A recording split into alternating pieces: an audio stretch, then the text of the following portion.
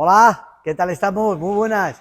Bueno, hoy tenemos este Volkswagen Polo, que lo que hemos hecho ha sido quitarle la radio que venía de origen y le hemos puesto nuestra pantalla con el kit específico para el Polito este, ¿vale? De los más modernitos, que vais a ver qué chulo ha quedado. Una pantalla de 9 pulgadas, la DT6 nuestra, y ha quedado súper chula. Vamos a ver cómo ha quedado. Bueno, pues mirad, ya ha quedado instalada la pantalla. Fijaros cómo queda de integrada, ¿vale? Con el marco nuestro, queda totalmente integrada en el hueco tipo original que llevaba. Nuestra pantalla de 9 pulgadas, que es con sistema operativo Android, como veis aquí. Tiene las aplicaciones que ya